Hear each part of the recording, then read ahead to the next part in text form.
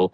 And that has been the main supply route for the Russian army for the last few years. And it was the Russians have been posting videos of all of their cars on fire. The Ukrainians have been releasing these videos constantly in the last few days, showing entire convoys burnt out on the sides of these roads. Ukraine is now disrupting one of Russia's most important wartime achievements, the land corridor to Crimea. Russian military channels are openly complaining about Ukrainian drone strikes on fuel trucks, logistics routes and transport convoys moving through occupied southern Ukraine. At the same time, Russia is threatening Kyiv with what it calls systematic strikes. Europe is once again struggling with the pro-Russian voices inside its politics, and concerns are growing around Russian military activity near the occupied by Russians Zaporizhzhia Nuclear Power Plant. Irish journalist and documentary filmmaker Caolan Robertson joins me right now online. Caolan, welcome and great to see you again. How significant is this? This is hugely significant. This hasn't happened since the beginning of the full-scale invasion. Russia has been waging a war with a very specific assumption for the last few years, and that is that places in the rear, far back from the front line, were unreachable. And they haven't been defended. Places that hold logistic routes, supply chains, command centers, places that have been undefended, but places where Russians can organize.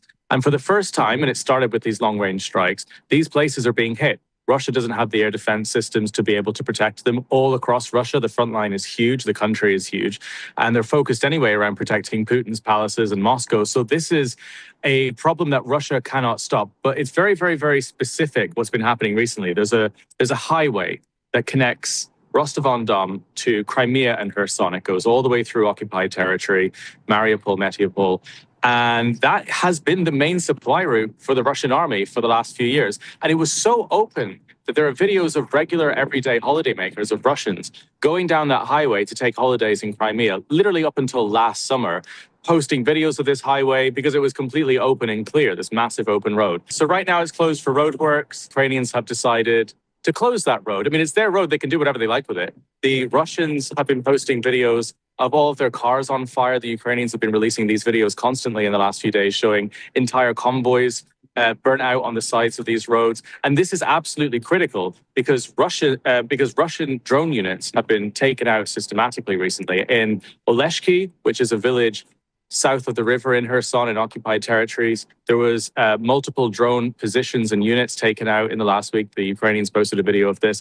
Getting those resupplied, getting people pulled out, getting them restocked, fixing it is now basically impossible, getting to those locations. We've seen the same thing in the Russian-occupied south side of the river from Nikopol as well, places that are getting obliterated right now that can't be replaced, can't be fixed. So this is causing a massive choke point in areas where the Russians have been basically murdering Ukrainians every single day. You know, the drone units that have been taken out that can no longer be replaced in Kherson, in Oleshki, these are the perpetrators of the human safari, of the everyday terror launched that civilians have had to live through. And now they're being taken out and there's no one that can replace them. So this is a super critical turning point. And there are Russian military bloggers losing their mind about this. I wrote a thread about it a few days ago, saying that they're terrified that the Ukrainians could now launch a counteroffensive. They could get into boats and do an amphibious assault across the Dnipro River because it's so undefended now, because there's no way to get anything there. There's no way to get food, water, supplies, weapons, people. And this is a really significant turning point. The Russians didn't expect this, not in 2026. And that road has always been open. So this is a really critical moment now. And it's a really great moment for Ukraine. It's a really great start to the summer. I don't think anyone expected this to happen right now, almost out of nowhere. But that corridor is gone. It's closed. It's closed for business. Unfortunately, the Russians won't be able to use it anymore. Yeah, as I said, it's closed for repairs right now from the Ukrainians, but it's a massive deal. So you are in Ireland right now. How are people there? What do they say about Russia's war against Ukraine? What are the narratives? What are the moods among local people? Yeah, so I've come here to Ireland to do an investigation into how Ireland is also complicit in helping Russia's war machine by evading sanctions and supplying the raw materials to Russia's war machine. And I won't go into too much detail about it, but you'll see it very soon when it comes out.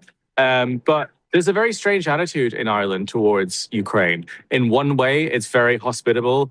Per capita, per head, this country's taken one of the highest numbers of Ukrainian refugees. Yesterday, I met lots of Ukrainians from Odessa in Dublin. It was really, really lovely to see Ukrainians here and be reminded that Ireland has been so welcoming. And that's because there's a shared culture as well. You know, Ireland knows what it is to be colonized for a long time, like Ukrainians were from the Russians. But there's also a second side to it, which is kind of insidious, which is very anti-NATO and sort of a little bit pro-Russia. There's a hard left in this country that's kind of pro-communist as well, that have started to go against and try to block the sanctions, the aid packages to Ukraine in the last few months. So this is really depressing to see. But Ireland likes to portray itself as politically neutral, as away from all this, as nothing to do with any wars. And that's not the case. This country is actively helping the Russian war machine. So is half of Europe at this point. You know, I've just come back from the European Parliament a few days ago and watched Angela Merkel receive an award for getting Europe addicted to Russian gas and got us into this mess. And I also interviewed 6 different Irish MEPs who said that they hadn't signed an open letter putting sanctions on exports of aluminum to Russia's war machine. So it's a really depressing political moment in Ireland, because I think most people see this country as green and lush and friendly and full of leprechauns and happiness and rainbows and you know, this is great image of Ireland. But unfortunately, there are a lot of people here in government and media making a lot of money from selling weapons and evading sanctions to Russia, and those people need to be exposed. That's why I've come home to Ireland. I didn't expect that, okay, but I'm waiting for your documentary to be ready and your investigation, but yeah, we'll talk about that later. So it has been around a year since your confrontation with Fides in the European Parliament. What does his political rise say about Europe now and the way pro-Russian narratives still enter mainstream politics?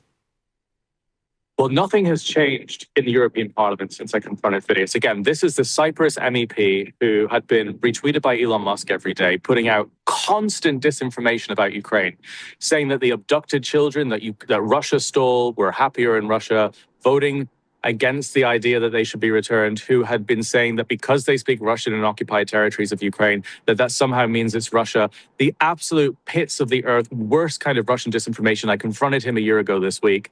And, you know, since then he's quieted down a lot in putting down his Russian propaganda, but that doesn't mean it hasn't still infested the European Parliament. And the most clear example of this is Viktor Orban, who continually undermined Ukraine, who continually used the European Union and his platform there to put out Russian disinformation, to repeat Kremlin talking points, to pass on secret, critical information about what's going on in Europe and defense to the Russians directly, leaked in phone calls to Sergei Lavrov, his foreign minister doing the same thing, was only voted out because his people were sick of what he was doing, not because the European Union did anything about it. And that's the main problem with the European Union right now. And I don't think it should be, you know, I think it should be bolstered and made stronger. The European Union is a great idea, so is NATO. If the West actually got their shit together and realized that they are much stronger than Russia, combined and collectively, then they might actually be able to pull their finger out and start defending Ukraine and defending their own territory and borders from Russian propaganda, disinformation, and missiles. But they haven't, because they have an amnesia and an inability to learn from their previous mistakes, like getting the continent addicted to Russian exports in gas after 2014 Crimea was stolen. And nothing has changed since. So Fides was the tip of the iceberg. And we should look back at that interview as not a great moment where it was all fixed and, you know, this was stopped, but a moment where light was shined on just a small fraction of this. And again, Orban was only kicked out because his people got so sick of the corruption. He wasn't there were no repercussions for what he was doing, leaking state secrets, European intelligence secrets to the Russians. The European Union did nothing about it. But the reason I'm talking about this now is because Fides has decided to go on the ballot again, because there are European elections coming up soon this summer. And he's going to be on the ballot. So I'd like to remind his voters what he said about kidnapped Ukrainian children, because that was played on Cyprus TV nonstop. And hopefully that might inform their decision on the kind of person they're voting for. But again, you know, this is a really important time, if you're in Europe and you're watching this, to look into your local MEP and look at what their stance is on what's happening here in Ukraine and whether they're taking Kremlin money, because it has infested the entire infrastructure and every tentacles of the European Union. It's really, really a critical moment. And I've always said the biggest risk to the European Union isn't Russian aggression. It is its inability to learn from its mistakes of the past that has led to where we are now, appeasing Russia and allowing Russian disinformation to reach and strike the heart of Parliament. Caolan, everything you're telling, it's scary and disturbing, to be honest, much more than I thought. And, you know, right now, when I hear the statements and narrative from Budapest, it's so different, it's so pleasant to hear from Peter Magyar. It looks like the normal diplomatic language that's supposed to sound from between two countries, Ukraine and Hungary. But still, I was thinking now when the United States are definitely going out from the so-called, I would say, negotiation process between United States, Ukraine and Russia, I was afraid that Moscow will try to find someone in Europe, you know, as someone as Donald Trump. You know what I mean? Yeah, well, Russia have put a massive amount of resources into finding their perfect candidates. I imagine they have been doing this for the last few months in a more intense way, so they can put their favorite stooges on the ballot box and put a lot of money behind their campaigns. And the only way this is dealt with is for there to be major investigations into the bank accounts and the private accounts of anybody that is standing or looking to stand as an MEP. This is very easily done. We can audit people for avoiding 50 euros worth of tax. That's what Europe loves to do. We can definitely audit people for taking Russian money. It's very easy to do in the same way. So this is very easily dealt with. It just needs to be clamped down on. But I would be watching out very carefully this summer. Again, Russia have lost a lot of partners in the last 2 years. Assad, Maduro, Ayatollah, lots of friends, Orban. They're looking for new friends. They're looking to put their plants everywhere. I would be very careful again about looking who represents you as an MEP and finding out what their stance is and looking at what their stance is on things like Ukraine, because this is a more critical time than ever. Russia's losing on the battlefield. Russia's losing in terms of its friendship circle. They're most desperate now to get as many people on board as possible so they can interfere with with European politics. And this stuff is everywhere. I was speaking to a very high-profile politician 2 days ago who told me very intricate details, he's in Ireland here, about how when he was in office, there were Russian spies essentially sent to monitor him, look at his family, try to get close friends with his high school friends and acquaintances. I mean, these people are everywhere, and Russia puts a huge amount of resources into this. So this is really like the time to look out for it and stamp on it the most right now. So it's a worrying time. And elevating people like Angela Merkel, this is a disaster, and it's what Russia wants. Putin likes Merkel because she continually gives him second and third and fourth and fifth and sixth and seventh and eighth and ninth and 10th chances. Every single time he does anything, she apologizes on his behalf and takes him for a champagne brunch like she did after Ukraine was stolen. This is a person who said that Ukraine shouldn't have NATO membership in 2008, who said Georgia shouldn't have NATO membership in 2008. Months later, Russia stormed Georgia. So these people they should be seen as people from the past and not brought into the present. And it looks like even Merkel has said in the last few weeks that she wants to position herself as one of the key negotiators in the Ukraine-Russia peace talks. A disaster unless you're Russia, who would like her in place. So again, this is like the time to learn the most from our mistakes. Yeah, I was reading that Russia really wants someone in Europe from the old system. Yeah, the one that not only Merkel, but Mario Draghi or someone just definitely who's sympathizing Moscow. Okay, and before I'm going to move to my next question, Caolan, do you really think that we still need this diplomatic negotiation process, or just it's not going to help anyway? Oh, the best news that I've read recently is that the United States were bored of helping Ukraine with negotiations because they were doing nothing other than making it worse. Every single time they were listening to Vladimir Putin and listening to the fake peace talks that the Kremlin somehow wants peace, going along with it and wasting everybody's time. And every single time Ukraine showed up for these peace talks, every single time Ukraine showed up in Istanbul and every other country and said, fine, we're here, we're ready, we're listening. What do you want us to do? We'll bend over backwards. We'll do whatever you want. And every single time Russia hasn't shown up or they bombed Ukraine. And honestly, at every single point that the Trump administration has been involved in these negotiations, it has been detrimental for Ukraine. So honestly, the news breaking that the US is bored of this and they want to take a step back is great news for Ukraine, because they were doing absolutely nothing to help the situation, because Donald Trump still likes Vladimir Putin. Donald Trump is not interested in helping Ukraine. He has made that very clear. The way that they hounded Zelensky at the White House when he first took office showed you that. The way that they bullied him. They've never been interested in Ukraine. Trump just wants it over with. He wants everything to go back to normal. He wants to open Trump Tower in Moscow and everyone makes a lot of money and everyone gets on. This is what he wants, and that isn't going to happen unless Russia is economically destroyed. That's the only way that Russia is going to stop with fighting this war. And Trump doesn't get that. So it's been a waste of time. And Ukraine knows that, right? That's why Ukraine has been destroying this new land corridor. That's why they've been doing the land corridor. That's why Ukraine has been blowing up ships involved in the shadow fleet, because if the outside world doesn't even seem to still grasp what Russia is doing, and what needs to be done to stop Russia. So Ukraine are taking matters into their own hands, and it means that they can save a bit of time on flights, and Zelensky can save a bit of money instead of going to Istanbul. He can focus on staying in Kyiv and doing what he's been doing very well. So I think that it's good that Trump is bored of this, because it was a waste of time. Caolan, you have a new, extremely important documentary from Nikopol, a Ukrainian city opposite the Zaporizhzhia Nuclear Power Plant, occupied by Russians for years. What did you see there? What was your impression? And why the world should know what's happening there right now? So the reason I went to Nikopol is because there was almost no international coverage that I could find about what's happening in that city in the last few months, despite the human safari we've seen in Kherson being extended all down the Dnipro River to terrorize civilians. And that's what I went there to document. And what I found was even more terrifying. And that was Russia aren't just launching these drones to kill civilians in the streets of Nikopol. They are apparently doing it from the rooftops of Europe's biggest nuclear power station. These drones carry explosives. Those explosives drop, something goes wrong, and we know what the Russians are like with their weapons. They don't attach things properly to them. I've seen lots of Russian drones crash and land in Ukraine, and they look like they've been put together by someone who has no idea what they are doing, like a 5-year-old.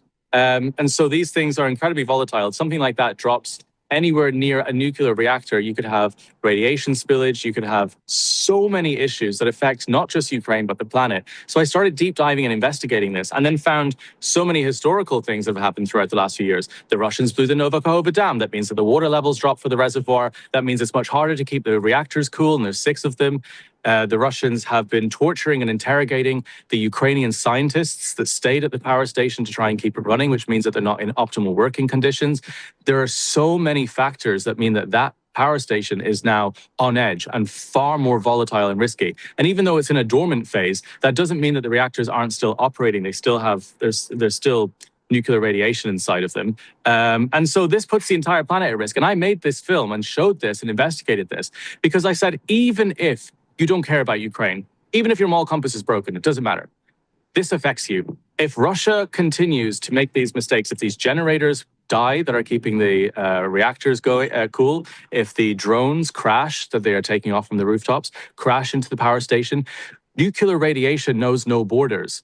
This will travel outside of Ukraine. And this is what I have said endlessly. And what you have said is Russian aggression does not stop at Ukraine. Russian aggression affects every democracy on the planet, affects the rest of Western Europe, whether it's through disinformation or a radiation cloud like this, whatever it is. So this was a really important subject to focus on because it affects everyone around the world. But this shouldn't be surprising as well. The same people that are currently running the Zaporizhzhia nuclear power station are the same people that caused Chernobyl to go into a meltdown. The same system of lies and secrecy and bullshit are the same people who in 2024 flew a drone on purpose into the protective shield of Chernobyl and blew it up. And we allowed these people to storm in and steal in 2022 the biggest nuclear power station in Europe. And the atomic agencies that are supposed to keep us all safe watched this happen, turned up and said, oh, there doesn't seem to be much of a problem here. It's just the same people that caused Chernobyl running this and doing it now in an active battlefield. This is a complete disaster. It should take huge amount of focus.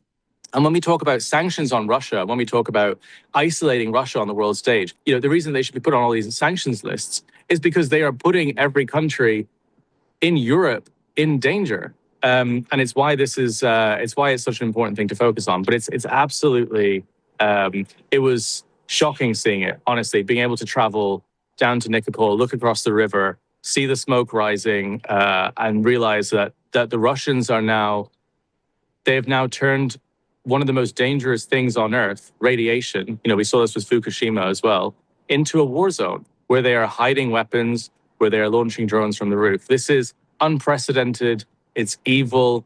It's extremely disturbing. And the reason it doesn't have a lot of coverage as well is because it's very hard to get there and it's very hard to film what's going on, because the Russians they censor information. Same way that when Chernobyl happened, they didn't want to tell anyone. Radiation detectors up in Sweden and Norway and Scotland had to alert the local authorities who were seeing spikes. That's the only reason we knew about Chernobyl, because the Soviets tried to cover it up. Well, the same people are running the largest one in Europe right now. And it's really, it's one of the most important things we should be talking about. And I'm talking about it again now because this isn't old news. This is unfolding every single day. There are new drones being launched, as I covered. And there are also now 15 times the backup generators that are keeping those reactors cool have failed. And when the last one failed, the 15th, it was on the day of the 40th anniversary of Chernobyl, because history has a pattern of repeating itself. And it does that because human beings have an inability to learn from their mistakes of the past. And allowing the Russians to seize the Zaporizhzhia Nuclear Power Plant and continue to run it like this is history repeating itself. And when it comes to radiation, you don't get to make those mistakes twice. You make them once, and then there's no more lessons left to learn. I know that you were studying the question deeply and talking to analysts and scientists. If one reactor going to explode, will be the disaster more than Chernobyl nuclear power plant explosion? So not in the same way. The way that Chernobyl is contained is through graphite. It's through different materials. The Zaporizhzhia plant is cooled through water systems. It wouldn't explode in the same catastrophic way, but radiation. So the way it would work is if something were to happen where those stations couldn't be cooled or a drone was to crash into it, the radiation could not be contained, or it could overheat and it could seep out and it could leak out. It could contaminate the Dnipro River going into the Black Sea, then going into the Mediterranean Sea. But it could also seep out into the air. It would still have a significant impact, and it would permanently radiate areas of Europe as well if this was to seep out. And it would destabilize global economies as well. It would look what happened when Fukushima happened, look what happened when Chernobyl happened, right? It caused global panic and chaos. So it wouldn't explode in the same way, but it would still seep out and cause irreversible damage to the environment and the planet. And again, this is why I say, even if you're, a hippie living in the trees and you don't want to think about war, you don't want to think about Russia or any of these things, fine. But if you care about the environment, then you should care about what Russia's doing right now, because it directly affects that as well. So it would still be absolutely horrendous. Those reactors contain 10 times more radiation than Chernobyl. It is twice the size of Chernobyl as a size, but it would just seep out instead of explode. Yeah, the touching moment of your documentary, you put memories of 2022 when local peoples were trying to stop Russians going and to seize nuclear power plant, and they were just trying to stop Russians with the bare hands. I do remember those videos. Somebody was sending to our TV channel immediately hours after it happened. And I remember Russians were just throwing grenades into these people. They were just teenagers, babushkas, dedushkas, just the regular people was trying to stop them from occupation. So yeah, that was very emotional. And I just want to say thank you again for your documentary. For me, I left a comment saying that for me, it's kind of a new next level from you, to be honest, and extremely sharp and important for the world to know. Caolan, my last question is, after Oreshnik launched for the third time on Ukraine territory and all the nuclear threats of the Russians, after low interest in the world to it, do you feel that people are still emotionally reacting to Russia's war, or slowly getting used to Russian escalation and just, it's happening? I think outside of Ukraine, and I've noticed this because I've spent the last 2 weeks going from Venice, where the Russians are, to the European Union, actually where the Russians are, all the way to Ireland, to a lot of different countries. And honestly, the reaction to what Russia's been doing, from what I've seen, is pretty much minimal now. I ask people all the time, people ask me all the time when I'm traveling, if the war is still even happening in Ukraine. I know that sounds crazy to hear, but that's literally what so many people around the world still think, because it doesn't make headlines anymore. When Russia literally puts something like an Oreshnik into a capital city, this is the third city now that they've done this in Dnipro, Lviv, and Kyiv, and it no longer makes headlines. It's a nuclear-capable missile because Russia relies on fatigue and it works, and Western fatigue is, and especially through social media, we get bored of things very, very quickly. We expect our wars to end very fast, and we normalize Russian aggression. We think it's normal for a city like Kyiv, one of the top 5 biggest cities in the whole of Europe, to have intercontinental ballistic missiles crash into the center of it and destroy apartment buildings and art centers and cultural centers and museums, as if it's not just a regular everyday Tuesday. And this isn't normal. And that fatigue is what is so dangerous, because it's a normalization of Russian aggression that affects all of us. And again, Russia will not stop at Ukraine if it decides that, in a few years, if this was to reach the borders of Ukraine, this would carry on to everywhere else in Europe. And people need to be constantly reminded of this, that Russia is at war with all of us. But for some reason, we have this kind of like distance in the rest of Europe that, well, these things are happening in Ukraine, so, it doesn't really affect us. This is why there is an outrage over what is happening at Zaporizhzhia Nuclear Power Plant, because people don't see it as radiation that can affect the whole world. They see it as something that's happening in Ukraine. And that is exactly what the problem is. They see it as part of the Ukraine war, when it isn't. It's a war on humanity is what Russia is doing. It's not a war on Ukraine. It's a war on democracy and freedom. And we know this, but the rest of the world still seem to think that it's this isolated thing that happens elsewhere, when it isn't. And it is getting worse. We talk about Russia falling apart. I endlessly talk about Russia as a state having dysfunction, having issues, economic problems. That's true.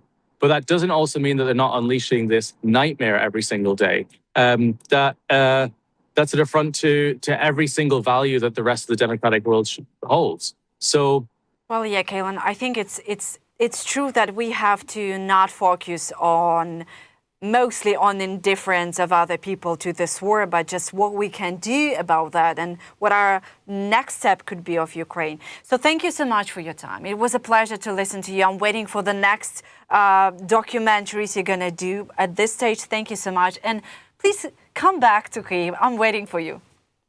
My flights are booked to, well, not all the way to Kyiv. My flights are booked to get home finally. So I'll see you in the studio very, very soon. I'm very excited. Cool. Thank you so much.